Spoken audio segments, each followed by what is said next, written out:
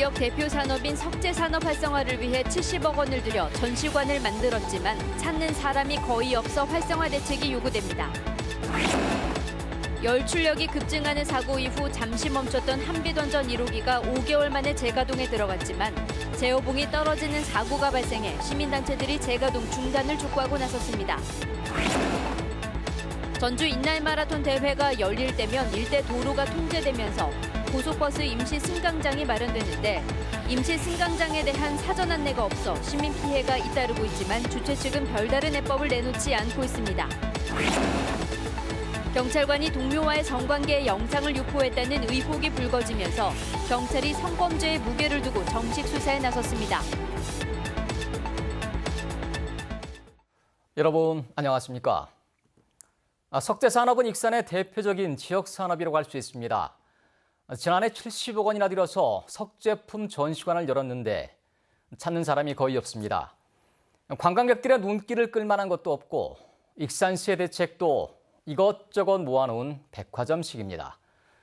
김진영 기자가 보도합니다.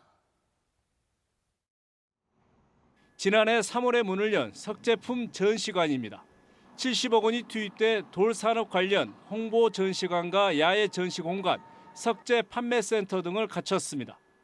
전시관을 찾은 방문객이 구입을 원할 경우 공장과 연결하는 고리 역할도 하고 있습니다. 그러나 이곳을 찾는 방문객은 기대에 미치지 못하고 있습니다. 하루 평균 이제 많이 오면 한 20분, 안 그러면 한 10명 내외 이 정도거든요.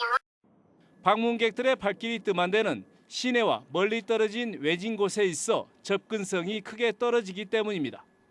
더구나 석재품은 특성상 크고 무겁다 보니 전시품을 자주 바꾸기 어려운 데다 관광객을 끌어들일 만한 프로그램도 부족한 실정입니다.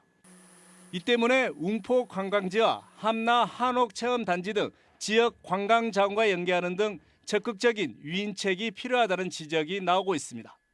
익산시도 뒤늦게 검토에 나섰습니다. 석재 체험장 조성 및 전국 돌문화축제 등을 추진할 계획이며 익산 시티투어 코스에 추가하여 익산 대표 관광지로 홍보할 계획입니다. 익산 석재 산업의 명성을 되찾기 위해 막대한 예산을 들여 어렵게 만든 석재 전시관이 제 역할을 할 수 있도록 활성화 대책이 시급해 보입니다. JTBC 뉴스 김진영입니다. 지난 5월 열 출력이 급증하는 사고가 나서 중단됐던 한비던전 1호기가 지난주부터 재가동에 들어갔습니다.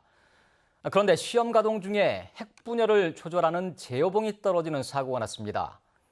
시민단체들은 재가동 중단을 촉구하며 반발하고 있습니다. 정원희 기자가 보도합니다.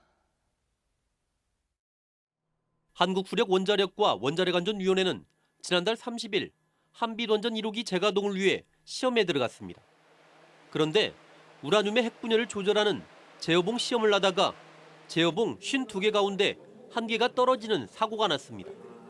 한국수력원자력은 가끔 있는 일이라며 다음 날인 31일 본격적인 재가동을 시작했습니다. 제어봉 제어능 측정 중에 한 개의 제어봉이 낙하를 했습니다. 제어봉 상태, 정상 상태 유지하고 있어서 문제들이 끊었습니다. 녹색당은 논평을 내고 제어봉 설비를 맨눈으로 조사하고는 안전에 이상이 없다고 하더니 결국 억지였다며 강하게 비난했습니다. 또 신뢰받지 못하는 원자력안전위원회 해체를 주장했습니다. 시민단체들도 발끈하고 있습니다. 지난 5월 열출력 급증 사고를 기계 설비 문제가 아닌 인적 문제로 결론 내렸지만 이번 사고로 기계 설비에 문제가 있다는 게 여실히 드러났다고 주장했습니다. 재가동 중단과 함께 정밀 조사를 통한 정확한 원인 규명을 촉구했습니다. 재가동 중단하고 실제적으로 사례 조사나 유관 검사가 아닌 과학적이고 합리적인 검사, 원인 규명해야 될 것 같습니다. 아찔한 사고 뒤 5달 만에 한비던전 1호기 재가동이 시작됐지만 불안과 우려가 계속되고 있습니다. JTBC 뉴스 정원익입니다.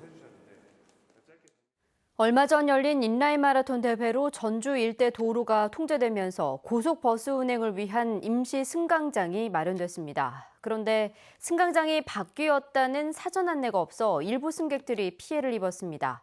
해마다 피해가 잇따랐지만 주최 측은 뚜렷한 해법을 내놓지 않았습니다. 주혜인 기자의 보도입니다. 전주 월드 인라인 마라톤 대회가 열린 지난달 27일. 홀로 버스를 타고 대학 수시 시험을 보러 경기도에 가는 딸을 배웅 나간 A씨는 깜짝 놀랐습니다. 고속버스 승강장 위치가 갑자기 바뀐 겁니다. 대회로 도로가 통제되면서 임시 승강장이 설치됐지만 아무런 안내도 받지 못했습니다. 어디에서 고속버스 타야 되는지 이제 그런 부분에서 일단은 좀 혼란을 겪었는데 어떠한 그 통보나 안내 문자나 그런 걸 이제 전혀 받지 못했어요. 다행히 임시 승강장에 도착했지만 30분 넘게 버스가 오지 않아 결국 딸은 택시를 타고 경기도의 수험장까지 가야 했다고 A씨는 말합니다. 시험도 보기 전에 정말 그런 시험을 못 볼 거라는 그런 약간 거의 공포에 가까운 그런 아이가 그런 상태에서 그 시험 대학교까지 이제 가야 했었고. 인라인 마라톤 대회는 올해로 17번째. 기존 승강장에 붙은 안내문이 유일한 공지일 뿐 그동안 고속버스 임시 승강장에 대한 사전 안내는 한 번도 없었습니다. 버스가 임시 승강장에서 제때 출발해도 도로가 통제된 탓에 도착이 지연되기 일쑤였습니다. 해마다 문제가 반복돼 왔지만 주최 측은 안일한 대응으로 일관했습니다.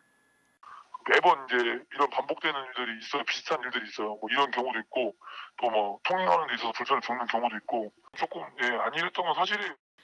주최 측은 내년부터라도 고속버스는 도로 통제와 관계없이 기존 노선 그대로 운영하는 방안을 논의하고 있다고 밝혔습니다. JTB 뉴스 주혜인입니다. 최근 전주 에코시티 아파트 청약 과정에서 과열 양상이 나타난 가운데 불법 중개 행위에 대한 특별 단속이 이뤄집니다. 전주시는 공인중개사협회와 합동 단속반을 편성해 이 아파트의 계약 기간인 6일까지 이른바 떴다방 등 불법 중개 행위에 대해 집중 단속하기로 했습니다. 전주시는 불법 중개 행위가 적발되면 사안에 따라 수사기관에 고발 조치하고 중개사무소는 등록 취소 같은 행정 처분을 하기로 했습니다. 도내한 경찰관이 동료 직원과의 성관계 영상을 유포했다는 의심을 받고 있습니다.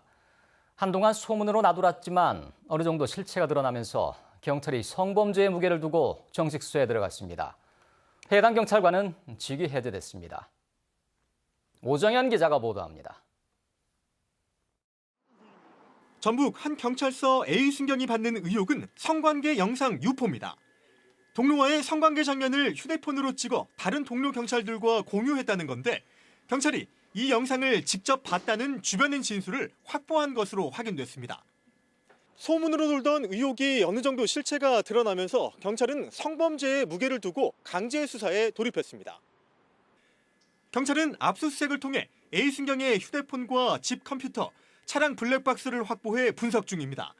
일단 A순경이 해당 영상을 동료들과 돌려본 것으로 의심되지만 영상을 온라인상에 퍼뜨렸는지는 확인되지 않고 있습니다.